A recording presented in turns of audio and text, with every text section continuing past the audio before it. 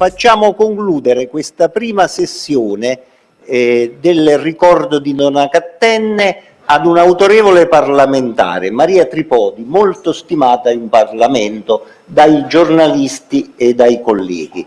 A te la parola, Maria. Ti ringrazio, sei generoso nella mia presentazione. Io voglio ringraziare innanzitutto Gianfranco non per l'opportunità, per un regalo, perché tu invitandomi qua mi hai fatto un grande regalo. Vedete, io faccio questa piccola digressione prima di entrare nel merito del ricordo di Donat-Cattin. Io lo considero un regalo perché in Parlamento, ed ecco perché studiando e approfondendo meglio Donat-Cattin mi sono resa conto di molte cose, in Parlamento purtroppo non si parla di contenuti. È triste dirlo, però è così. Io da giovane parlamentare sto vivendo una stagione che credevo fosse quella bella della politica di contenuto, di cose concrete, e invece ci si rende conto, ahimè, che purtroppo stiamo attraversando questa fase della politica che è una politica anonima. Ecco, io mi sento di dire questo, quindi fare un bagno nei contenuti con autorevoli personalità presenti qua è veramente per me un'occasione di crescita e quindi ti voglio ringraziare davvero. Invece entrando nel merito della figura, io più l'ho approfondita partendo dal presupposto che ho una grande passione per la storia e per la politica in generale, però approfondendola veramente con passione mi sono resa conto come davvero il pensiero di Donat-Cattin sia assolutamente ancora oggi non solo attuale, ma perfettamente applicabile in tutte le sue linee e in tutte le sue pieghe alla politica degli anni 2020. Quando lui dice la politica deve essere un servizio, o meglio, perché voglio essere proprio precisa nella sua, nella sua affermazione, il coraggio della politica, la necessità continua dello studio, dell'analisi e del confronto aperto, tutte cose che negli anni attuali, purtroppo nella nostra contemporaneità, non ci sono più. E questo è un grande documento, caro Gianfranco e cari amici, un grande documento perché è evidente, e purtroppo lo abbiamo visto dal 2018 in poi, senza lo studio, con l'approssimazione, con il caso, perché purtroppo ci sono in Parlamento e nella politica attuale persone che sono lì per caso. Io lo dico con dispiacere perché il giorno in cui io ho pensato di impegnarmi in politica, io sono nata a Reggio Calabria, che è un territorio anche abbastanza difficile per una ragazza che vuole approcciarsi al mondo politico, però quando ho deciso di intraprendere questa strada, di fare questo servizio al mio territorio, ho studiato, ho approfondito, mi sono professionalizzata prima di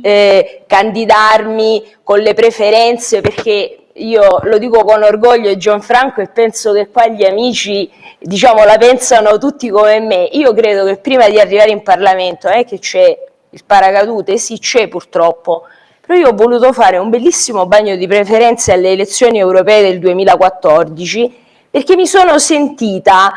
che oltre allo studio, ai contenuti, alla passione, andava applicata anche la politica, perché le preferenze, i voti sono l'ABC della politica. Io non posso tifare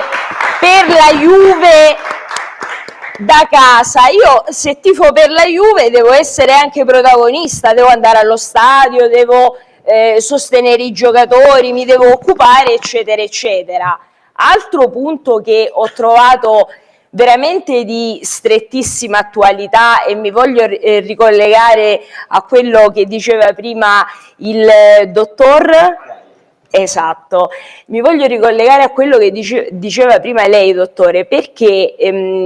una delle, delle frasi che mi ha colpito profondamente di Donat Cattin è quella sul carisma, cioè o ce l'hai o non te lo puoi dare per decreto. Noi purtroppo oggi credo che siamo sobillati da leader, secondo me, un po' disturbatori anche a livello proprio non solo mediatico, ma anche a livello proprio di social, che pensano di essere carismatici non perché lo sono realmente, pensano di essere carismatici perché magari mettiamo 2 post, ci facciamo vedere mentre siamo al mare, facciamo delle cose insomma che con la politica non hanno a che vedere nulla, e non è da lì che viene il carisma, perché io ve lo dico anche da giovane, o presunta tale, perché ormai Gianfranco, insomma, diciamo gli anni passano per tutti, però non è pensabile che il carisma o il consenso temporaneo possa essere dettato da like, da cose così, diciamo, che sono improvvisate, estemporanee. Io credo anche che tutta questa disaffezione dalla politica che c'è, con il 60% di elettori che rimangono a casa, noi che facciamo politica o che siamo appassionati di politica non possiamo non interrogarci in questo senso. Però questa disaffezione viene anche dal fatto, secondo me,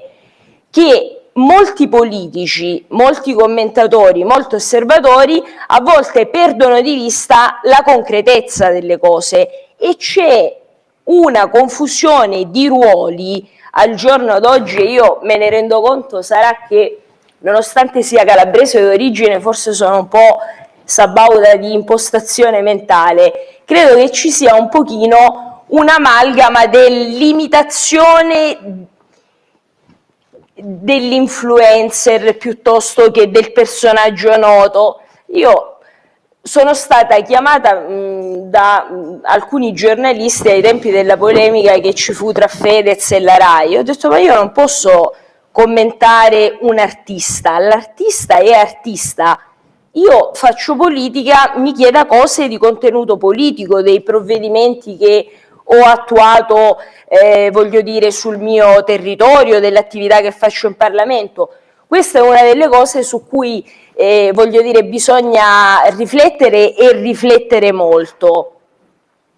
E poi sicuramente non si può non tener conto del fatto che anche a livello, noi siamo qui a San Vincent, so che questa è la 40ª edizione, giusto Gianfranco? E io mi immedesimo nel fatto che queste scuole di formazione e una personalità appunto come Carlo Donat Cattin, che per me, per lo studio che ho fatto io negli ultimi mesi, credo sia veramente una delle più eminenti, non solo delle personalità più eminenti, non solo della democrazia cristiana, ma dell'intera storia repubblicana. Allora, proprio per questo, io tra l'altro ho fatto anche il movimento giovanile di Forza Italia, facendo veramente alla vecchia maniera tutti i gradini. Io ti lancio una proposta, Gianfranco, visto che c'è anche il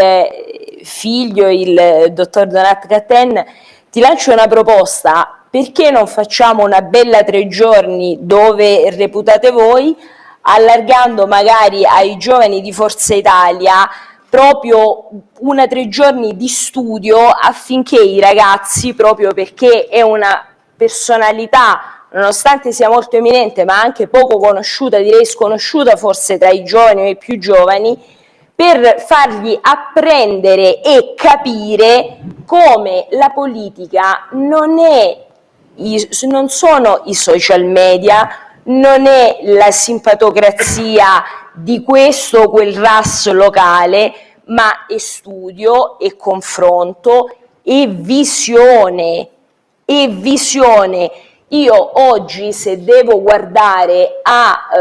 delle persone che fanno politica, purtroppo vedo delle persone che hanno poca visione, e questo non è un bene, perché se non c'è visione non c'è concretezza, non c'è crescita per il Paese e per, voglio dire, anche le realtà locali, perché noi poi siamo bravissimi ad andare, quando c'è la campagna elettorale, sui territori diremo no, ci deve essere una voglio dire, programmazione e un ascolto costante del territorio. Io guardo il collega Merlo perché so che è sindaco, quindi mi capirà molto bene rispetto al sentiment anche dei cittadini. Quindi bisogna avere sicuramente una riscoperta di principi sani e di valori positivi. E poi voglio concludere facendo un riferimento anche ai valori. Io davvero ho ascoltato con gioia chi mi ha preceduto, perché ha toccato tutti i punti che andavano toccati, e proprio sui valori mi voglio soffermare. Io sono un parlamentare di Forza Italia, orgogliosamente di Forza Italia, perché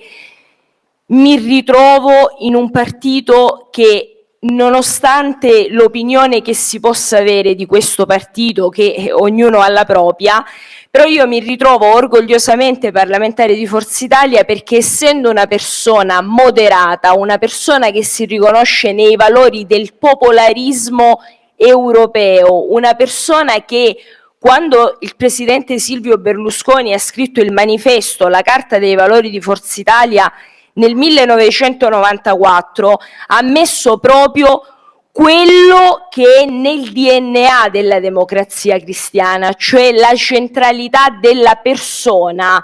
che è la cosa, secondo me, per chi fa politica e per un partito politico, la cosa più importante, con la libertà. Ecco, io, caro Gianfranco, penso che noi dobbiamo essere davvero orgogliosi di far parte della famiglia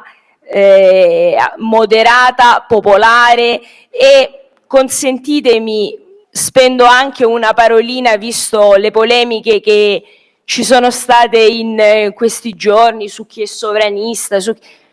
Io penso che sicuramente tutto è perfettibile, però